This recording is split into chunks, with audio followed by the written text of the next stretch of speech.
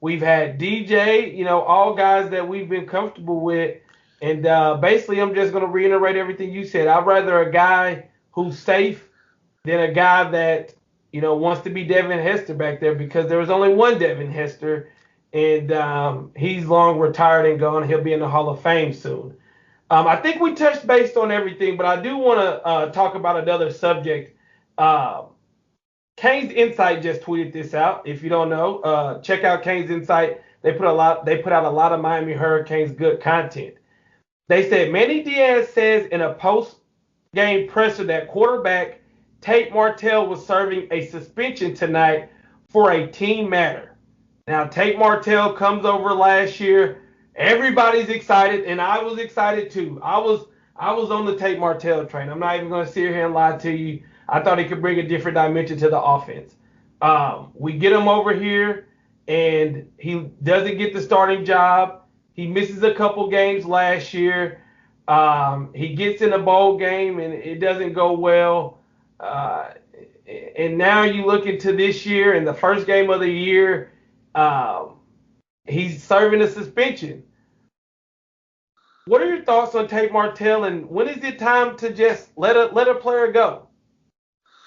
I don't know. It's a shame that's where it is, and I saw that too, and I was like, it's not like if it were like a guy who really you're expecting to contribute to the team, there'd be like a whole different range of emotions where you'd be like frustrated and like how could this happen? But for Tate, it was just kind of like you said, it's just like kind of like sad for him. I don't know what happened, but if he got suspended by Coach Diaz, and it was probably something that he did where he, kind of like last year when he left, and kind of did his own thing for a while, then came back late in the season. It makes you kind of scratch your head. How much is he into this, and how much is he trying to get better? How much is he with the team? You never want to see something like that happen, especially during a year when you need everybody to be all in, because you never know who you might lose at the drop of a hat. It's not like you're going to lose guys just because of injury. Someone goes to the wrong restaurant or the wrong this or talks to the wrong person, then they might be out for 2 weeks, in quarantine. So you need all these bodies.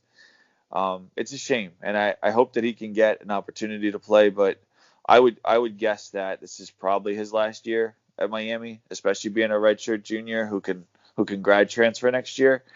I would expect that he would probably want to find a place to play. Maybe it's going to be a lower level school where he can, do his thing and be the quarterback and kind of ride it out. Maybe it's a place closer back to where he's from in Las Vegas. I don't know, but I would imagine he sees the writing on the wall long term, and he's just gonna kind of play out this season with however much PT he'll get. I don't know how much it'll be, and then next year probably move on.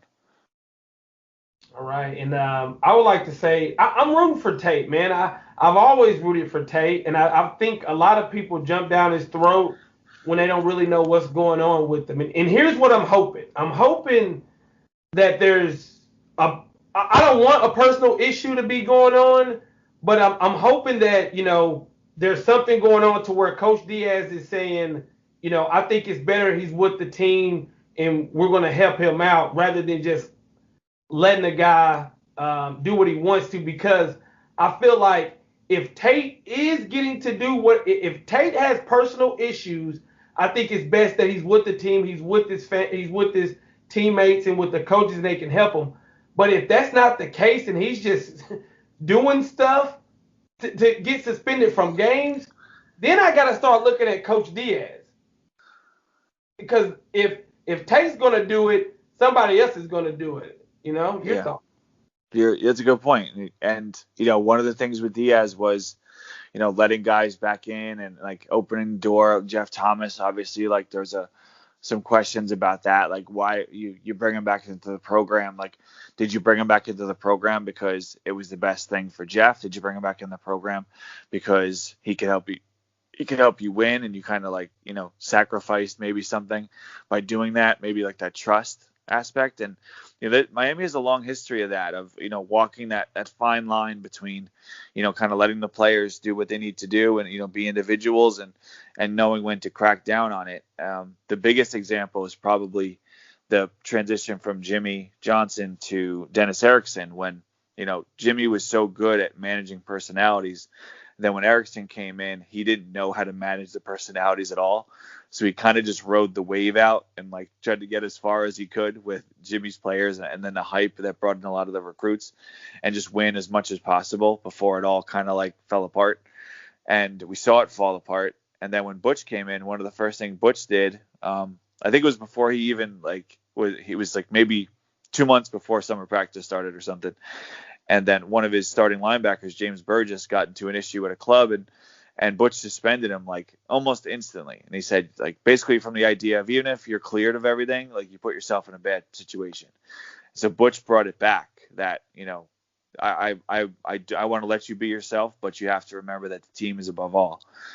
Manny has to make sure that he's not going to lose that. And if Tate has done something that can allow Manny to correct some mistakes last year, like the Tate thing last year and the Jeff thing last year, then I would expect Manny to probably, drop that hammer and kind of overcorrect back the other way so it doesn't look like he's just letting people do whatever they feel like, because with no accountability means no wins at the end of the day. Hey, I like that. All right, Chris, man. Hey, that's our first game of the year, 31-14. Our first instant reaction. Hey, we got the win and we move on. So, I'm happy. I'm not going to bed upset. I feel like Manny Diaz and the coaching staff, they made adjustments in the second half. So we move on to next week. What are your final thoughts on the game? I kind of just like glancing through Twitter a little bit, and I see people, kind of like, it wasn't this, it wasn't that, it wasn't a 55-10 win and all that. But like, I don't think you were gonna get that, and I think the fact that we haven't seen any other games yet besides like the games last week, which weren't teams that anybody really wanted to see. Like, we haven't seen the big boys out there playing yet. Sure, some are going to probably win big because they're so much better than the other teams that they're playing, but you're going to see a lot of teams struggle. And I think when we see other teams struggle with teams that they're clearly better than, like I think Miami was clearly better than UAB, I think this win won't look so, or so mediocre, because they'll realize that it's tough to win, after an offseason where a lot of the guys spent time apart where they're usually together for pretty much the entirety of it. It's tough to win after an offense with huge changeover. It's tough to win after an off season with no spring practice, So a lot of things make week one tough, and we still ended up with a 17-point win. 500 yards of total offense and almost 500 yards total offense, and a quarterback that looked like he knows what he's doing out there. So could be a lot worse. I think it was like I said, I joked before, Grant was like, what if they lose? It's going to be like a really awkward post-game show. And I think you said, just like, how could we possibly sleep? It probably would be like a 10-hour show because we'd just be complaining about things. But, it's a win. A win is a win is a win. It's 1-0. Facts. And I'll leave it with this. The last time we saw Miami win a football game was November 9th of last year. That was the last time we saw our team win a game. So everybody out there complaining, let's be happy about this dub and let's move on to next win. Our last win was against Louisville when we thought everything was great, and obviously we exploded, ended up losing 3 straight, horrible losses. But now we back, we got a dub, we got us a quarterback, and let's see where the chips fall. So. Chris, I want to thank you for joining us tonight, man. And one more time, go ahead and let the people know where they can find your content, man. Number one, follow us on Twitter @Canes Legacy. All kinds of history stuff that, hopefully people can learn some things from what we do there. We'd appreciate your support, and we've got a lot of great support throughout the course of the summer, and that's been awesome. And then also canesinsight.com, where you put articles up, at least like 1 or 2 articles a week over there.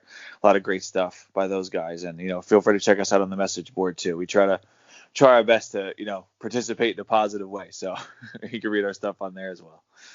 All right, man, and you guys already know NMD TV Canes.